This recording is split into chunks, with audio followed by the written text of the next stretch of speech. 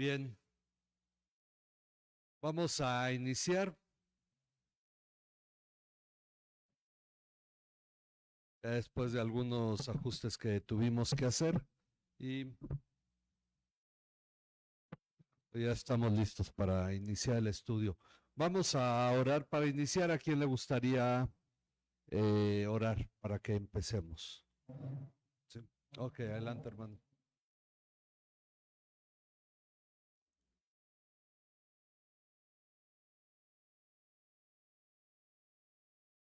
Señor, te damos gracias en el nombre bendito de Jesús, porque nos permites venir a tu iglesia, Señor, para aprender más de ti, para bendecirte, para adorarte, para eh, pedirte que tú hagas la obra en nosotros, así como la estás haciendo cada día más por medio de tu palabra. Gracias, Señor. Te bendecimos en esta tarde, en el nombre precioso de Jesús. Amén. Amén. Bien, vamos a empezar la lección 32, perdón. Lección 32. Para ello, en las hojas dice: en la lección anterior vimos que el primer pacto tenía ordenanzas para el culto y un santuario terrenal. Es como inicia señalándonos el capítulo 9. Ok. Es decir, que las cosas tenían un orden, pues el pacto provenía de Dios. Y era la forma en que su pueblo se relacionaba con él al rendirle culto. Pero la carta va con un rumbo específico al hacer mención de todo esto, pues ya anteriormente ha dejado claro la naturaleza del sacerdocio de Cristo según el orden de Melquisedec y cómo este es diferente al orden sacerdotal según Aarón del antiguo pacto. Ahora, es decir, ya nos dejó claro el sacerdocio de Jesús como es diferente al de Melquisedec. Ahora veremos cómo el sacerdocio de Cristo y su sacrificio establecen una gran diferencia en cuanto a nuestra relación con Dios a través del culto en el nuevo pacto. Ok, vamos a ver Hebreos 9 del 8 al 12. Hebreos capítulo 9, los versículos del 8 al 12.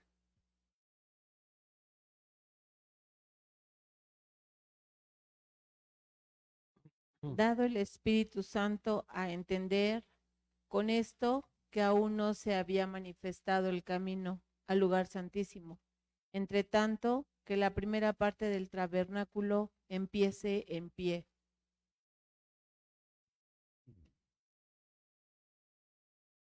Lo cual es símbolo para el tiempo presente, según el cual se presentan ofrendas y sacrificios que no pueden hacer perfecto en cuanto a la conciencia al que practica ese culto. Ya que tiene que ver solo con comidas y bebidas y diversos lavamientos, ordenanzas para el cuerpo, impuestas hasta el tiempo de reformar las cosas. Pero cuando Cristo apareció como sumo sacerdote de los bienes futuros a través de un mayor y más perfecto tabernáculo no hecho con manos, es decir, no de esta creación. Entró al lugar santísimo una vez para siempre, no por medio de la sangre de machos cabríos y de becerros, sino por medio de su propio pacto, donde las ofrendas y sacrificios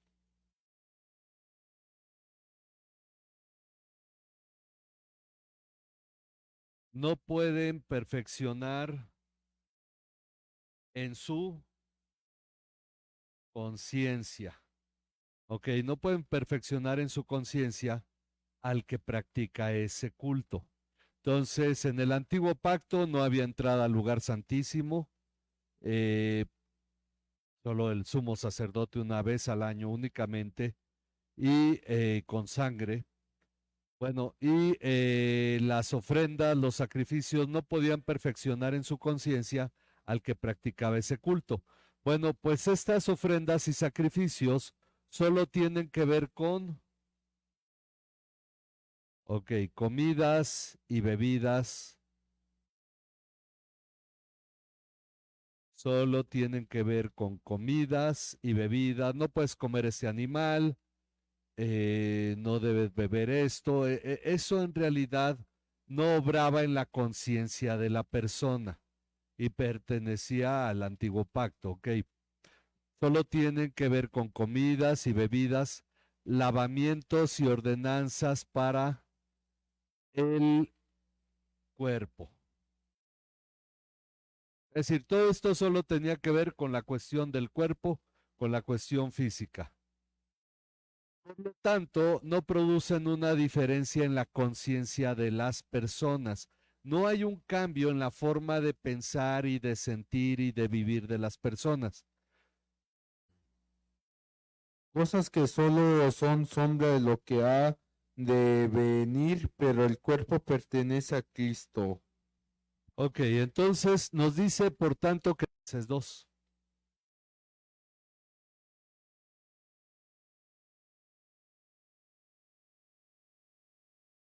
Si ustedes han muerto con Cristo a los principales elementales del mundo, ¿por qué? Como si aún vivieran en el mundo, se someterán a precepciones tales como no manipules, no gustes, no toques, todos cuales se refieren a cosas destinadas a perecer con el uso, según los preceptos y enseñanzas de los hombres. Ok, entonces aquí nos está llamando respecto de los colosenses que buscaban guardar estas cosas que pertenecen al antiguo pacto. Dice, si ustedes han muerto con Cristo, ok, esta frase nos va a servir para la siguiente lección. Si ustedes han muerto con Cristo a los principios elementales del mundo. Ok, ¿cuáles son los principios elementales del mundo? Lo que acaba de decir, lo que tiene que ver con comida, con bebida, con días de reposo, con fiesta, luna nueva, etcétera. Eso son conceptos elementales del mundo. Dice, ¿por qué como si aún vivieran en el mundo, se someten a preceptos tales como no manipules, no gustes, no gustes, no toques, todos los cuales se refieren a cosas destinadas a perecer con el uso? Todos los cuales se refieren a cosas destinadas a perecer con el uso.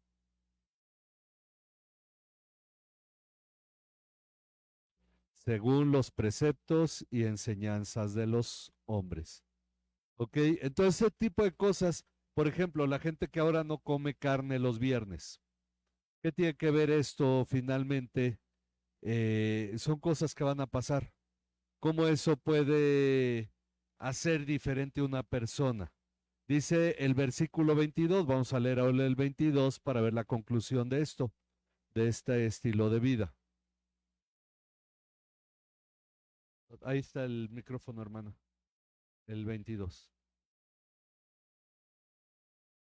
En conformidad a mandamientos y doctrinas de hombres, cosas que todo se destruye con el uso. Ok, es el siguiente versículo. Tales cosas tienen a la verdad cierta reputación de sabiduría en el culto voluntario, en humildad y en duro trato del cuerpo, pero no tiene valor alguno contra los apetitos de la carne. Ok, sí, ahí debería decir en el 23, ¿verdad? Concluye con lo mismo que la carta a los hebreos. Tales cosas tienen a la verdad la apariencia de sabiduría en una religión humana. Ok, por eso van según los preceptos y enseñanzas de los hombres. Estas cosas tienen a la verdad la apariencia de sabiduría en una religión humana. En la humillación, su enfoque estaba solamente en el establecimiento de cosas externas que no transformaban a las personas. Ahora, ponemos como ejemplo en la lista de Colosenses 2, sobre lo que es sombra de lo que ha de venir, destaca el día de reposo. Estas cosas tienen que ver con el cuerpo, el cual pertenece a Cristo. Es decir, el no comer ciertas cosas, el reposar cierto día, ¿en qué nos hace a nosotros más firmes contra los apetitos de la carne? No tiene valor alguno. Entonces tenemos que entender el sentido que tenía el antiguo pacto. Dice, y ya que estas cosas han sido impuestas hasta el tiempo de reformar las cosas, surgen dos preguntas importantes. ¿Cuándo es el tiempo de reformar las cosas? Esa es la primera pregunta. Y la segunda, ¿y qué implica esta reforma? A los gente como los mesiánicos piensan que las cosas serán reformadas, pues, cuando Cristo venga, pero en realidad el pasaje viene a hablarnos de algo que ha ocurrido. ¿Y qué implica esta reforma? Hoy vamos a empezar a ver ambas respuestas a ambas preguntas. Ok, el versículo 9-11, es decir, al estar en Hebreos 9, el versículo 11 de esta carta a los Hebreos, nos muestra que el tiempo de reformar las cosas es cuando Cristo apareció como ¿qué? Como sumo sacerdote. Cristo apareció como sumo sacerdote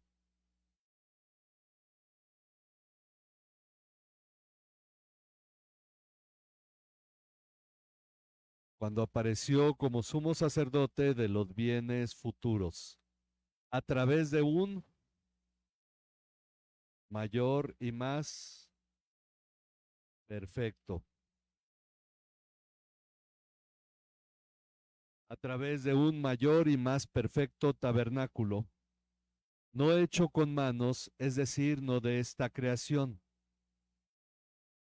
Y entró al lugar santísimo una vez para siempre. Ok, entonces Jesús entró al lugar santísimo de un mayor y más perfecto tabernáculo, mayor y más perfecto que el templo de Salomón, que el tabernáculo que levantó Moisés y que el templo que reedificó Zorobabel y restauró Herodes el Grande. Ok, entró al lugar santísimo una vez y para siempre, no por medio de la sangre. No por medio de la sangre de machos cabríos y becerros, sino por medio de su propia sangre.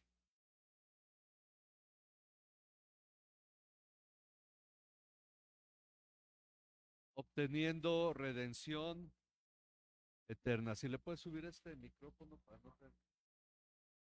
Gracias. Obteniendo redención eterna. Ok. Entonces esto nos está marcando la obra de Cristo como sumo sacerdote. Esto marca el momento de reformar las cosas. Vamos a ver Mateo 27:50. Nos aclara que se rasgó de arriba abajo para entender que fue a la mitad. Ok, este pasaje, este evento es lo que va a hacer notar Hebreos 9, que el lugar santísimo al que Jesús entró no fue el del templo de Jerusalén, el hecho con manos, sino al original en los cielos, del cual copió el modelo Moisés, como ya hemos visto, ¿ok? Del cual copió el modelo Moisés. Estoy arreglando mis fallas por ahí, como ya hemos visto. Ahora bien, en el momento en que Jesús muere, entra al lugar santísimo en los cielos, y en la tierra esto se manifiesta con el hecho de que el velo se rasga, pues ahora el camino al lugar santísimo ha sido revelado, y la primera parte del tabernáculo con todos sus rituales ha terminado habiendo cumplido su parte. Es decir, el tabernáculo, el templo cumplió su parte, la primera parte del templo o el primer tabernáculo, dice en otras versiones, ya ha cumplido su parte. Y esto es, por este rescate es eterno, ya no hay necesidad de la primera parte del tabernáculo, sino que ahora está abierto el camino, como leímos hace un rato, al lugar santísimo. Sin embargo, el punto 10 dice, de pronto encontramos las palabras de Jesús en Mateo 5, 17 al 18. Vamos a ver qué dice. Mateo 5, 17 al 18.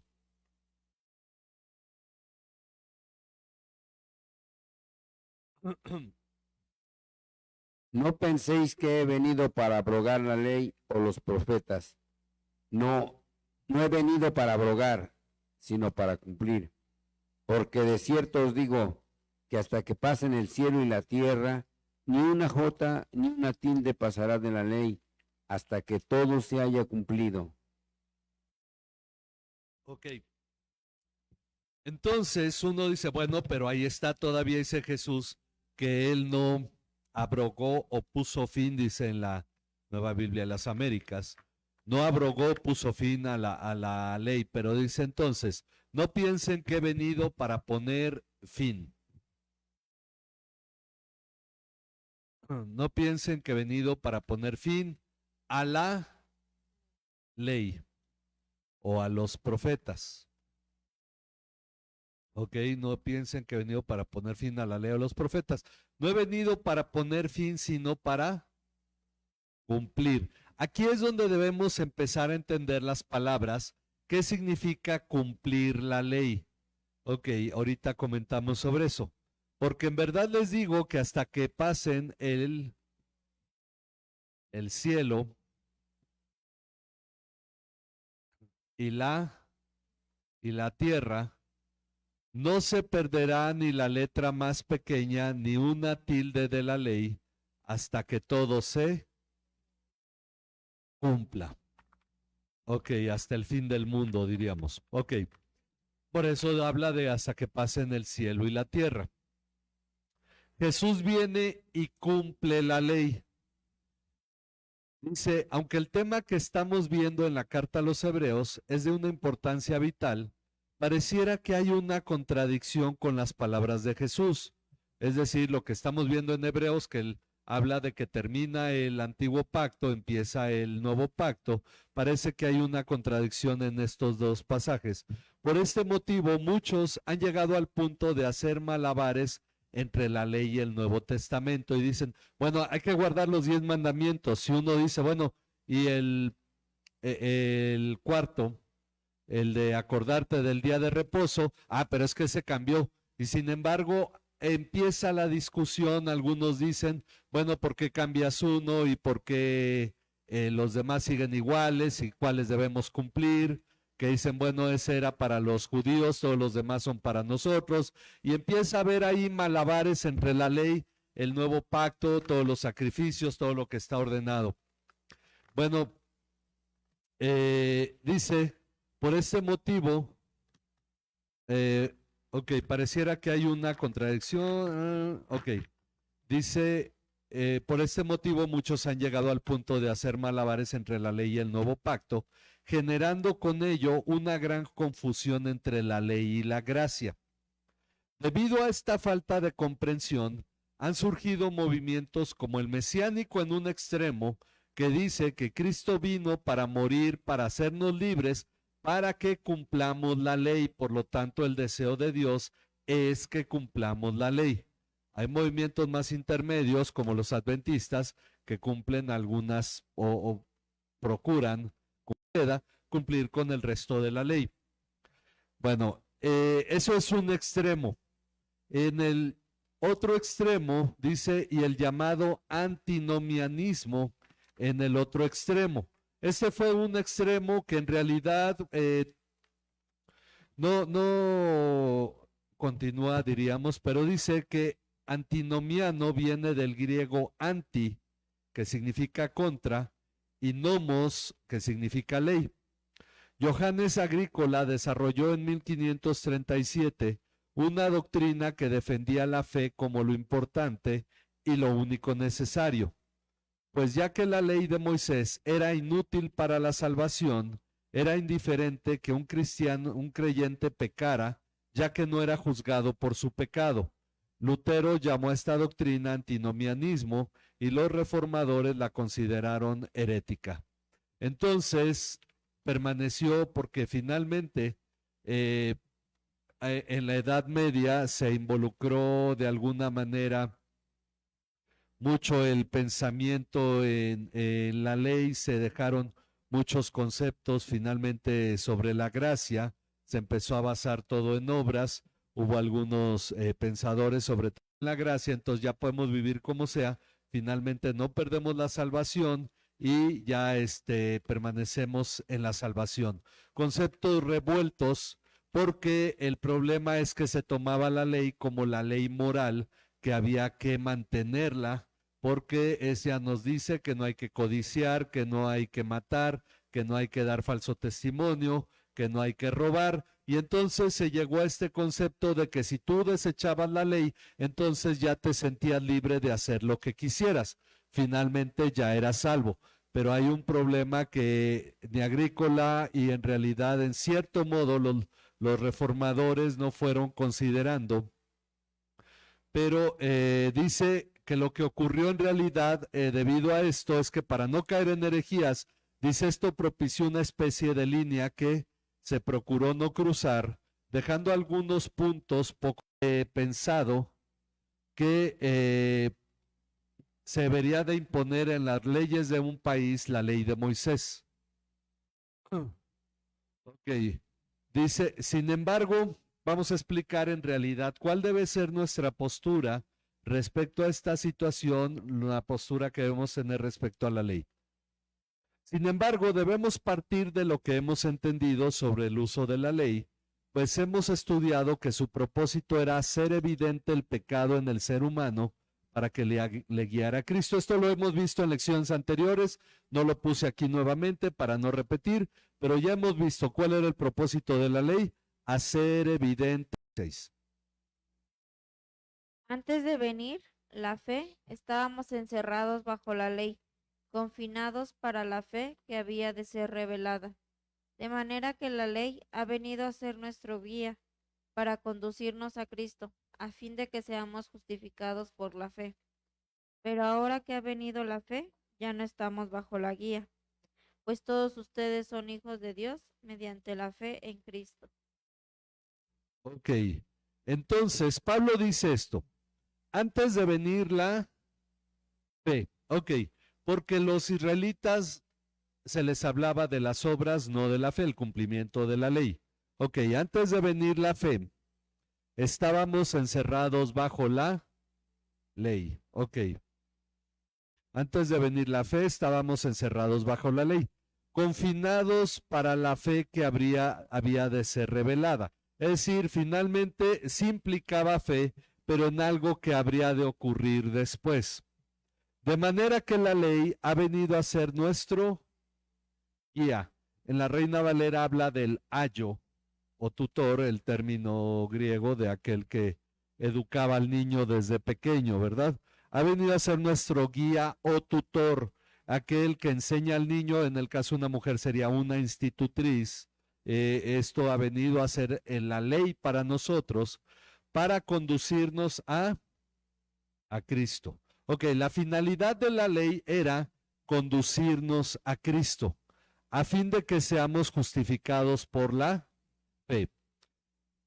El punto es que la ley tenía que permanecer hasta que Cristo muriera en la cruz, para que fuéramos guiados a Cristo. Y entonces aclara, pero ahora que ha venido la fe, ya no estamos bajo el guía, o tutor, como quieran ponerle, o ayo. Ya no estamos bajo el guía, pues todos ustedes son hijos, ok, todos ustedes son hijos de Dios mediante la fe en Cristo Jesús. Ok, ya vino la fe, ya vino Cristo, la ley nos lleva a Cristo. Su función es que el pecador sea llevado por la ley a Cristo, o en otras palabras, sea llevado por la manifestación de la ley, que es el pecado, lo que la ley provoca que se manifieste el pecado, para llevarnos a Cristo. Por eso a los Corintios les dice, vamos a ver primero a los Corintios 9, 20 al 21. A los judíos me hice como judío, para poder ganar a los judíos, a los que están bajo la ley, como bajo la ley, aunque yo no estoy bajo la ley, para poder ganar a los que están bajo la ley, a los que están sin ley, como sin ley, aunque no estoy sin ley de Dios, sino bajo la ley de Cristo, para poder ganar a los que están sin ley. Ok, entonces él les dice que a los judíos se hizo como judío para poder ganar a los judíos. Y luego repite en cierto modo, a los que están bajo, ok, a los que están bajo la ley, a los que están bajo la ley, Pablo se hizo como bajo la ley, es decir, como si él estuviera sometido a la ley. Pero él aclara, aunque yo no estoy bajo la ley. Esa parte es muy importante. Uno diría, bueno, ¿el apóstol Pablo vivió bajo la ley o no? Él aquí asevera, yo no estoy bajo la ley. Ok, para poder ganar a los que están bajo la ley. Que vamos a comer esto porque no comemos aquello, pues yo participo con ustedes, que el día de reposo no nos podemos reunir para escucharte porque hay que reposar, yo lo hago, lo respeto y ya nos veremos el primer día de la semana. Todo esto Pablo lo hacía para ganar a quienes estaban bajo la ley. Pero a los que estaban sin ley, ¿cómo sin ley?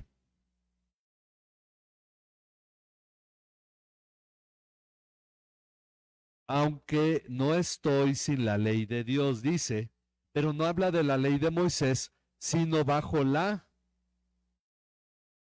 ley de Cristo.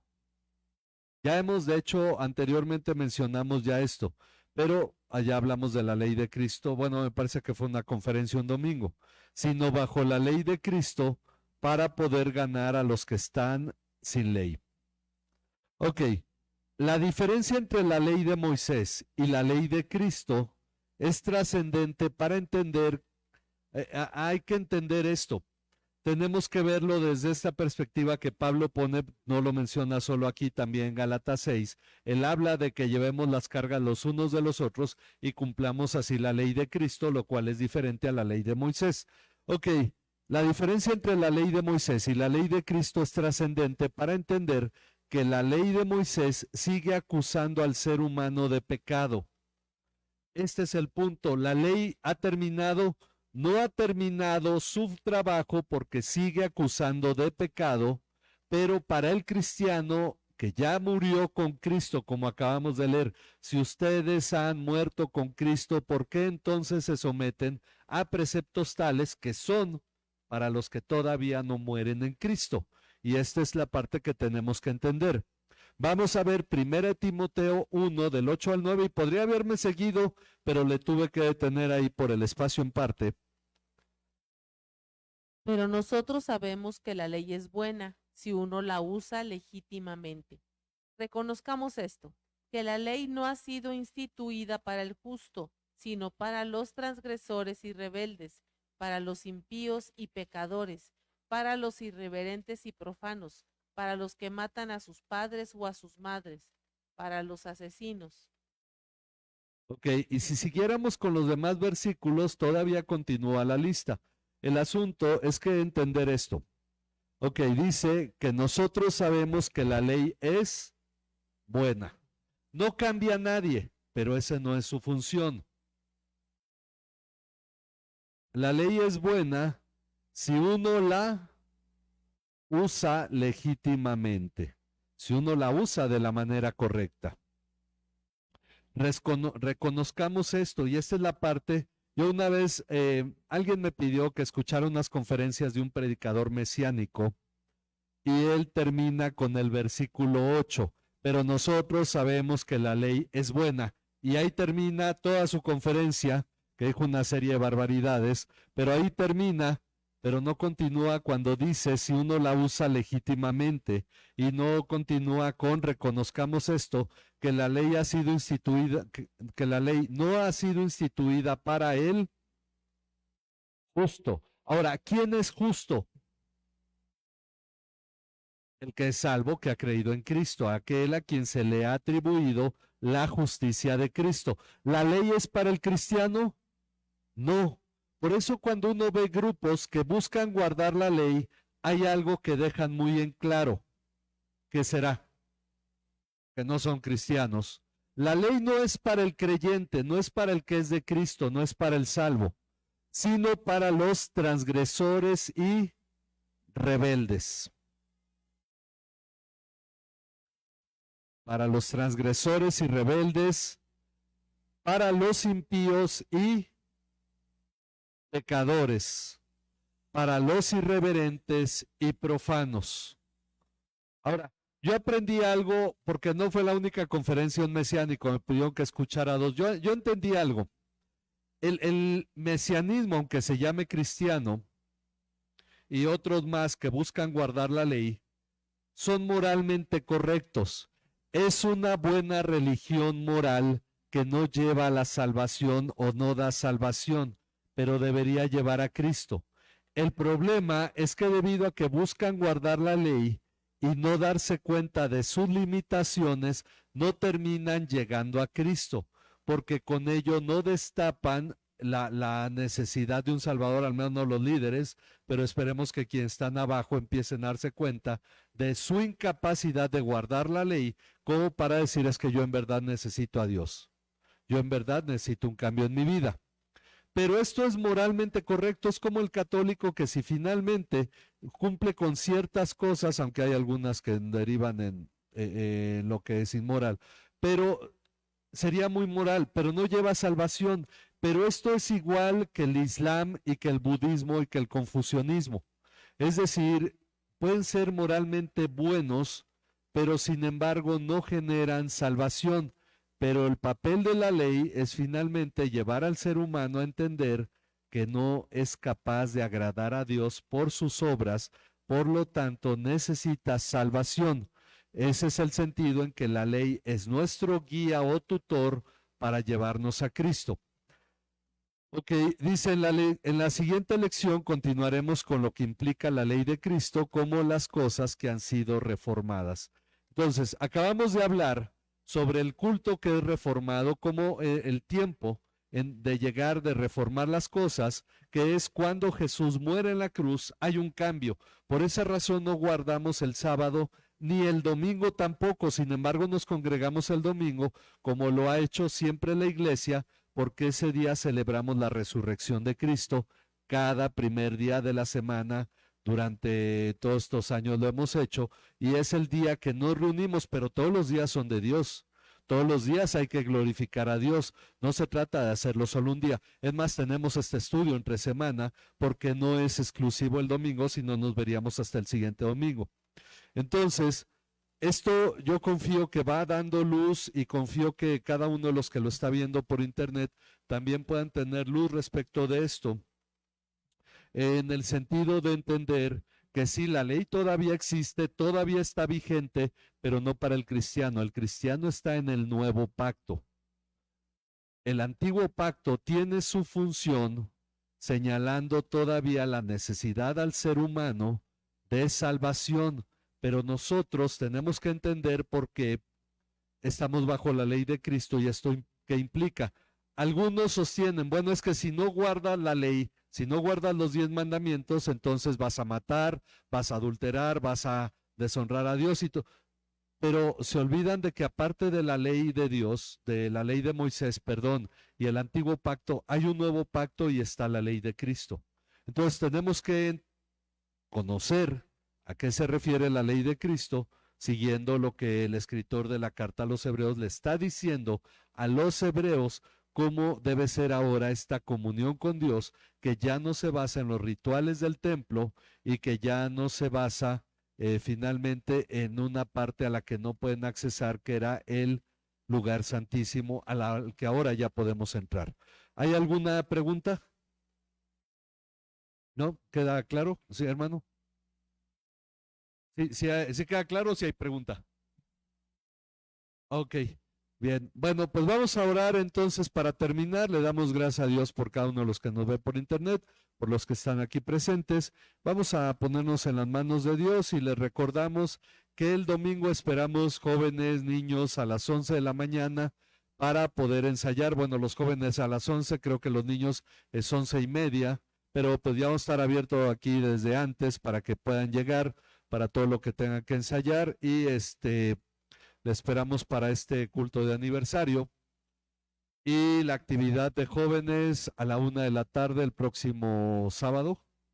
Se van a reunir aquí a las 2, Señor. Que podamos descansar en ti, Señor, en toda la obra que tú realizas en nuestras vidas y que nosotros podamos ser fortalecidos en ti. Guarda a cada uno de los que están en enfermedad, Padre, por cada uno de los que hemos puesto en tus manos, Señor, cada uno de los familiares y hermanos que están en el hueco de tu mano, Señor, y te pedimos que tengan misericordia de sus vidas, Padre. Te pedimos que tengan misericordia de Abel, el papá de Gaby, de Carmen, la esposa de Arturo, que tengas también misericordia de Yolanda, la hermana de Ivonne, también de Luis Miguel, el primo de Doris, también del sobrino de Rudy, Señor, lo ponemos en tus manos. Gracias por este tiempo, te pedimos que tu nombre sea exaltado en nuestras vidas, Señor, en lo que tú estás provocando, produciendo, llevando a cabo en nosotros, para que seamos un verdadero testimonio a la sociedad. En el nombre de tu Hijo Jesucristo, nuestro Señor y Salvador. Amén. Amén. Nos despedimos de quienes nos ven por internet, que el Señor bendiga a cada uno.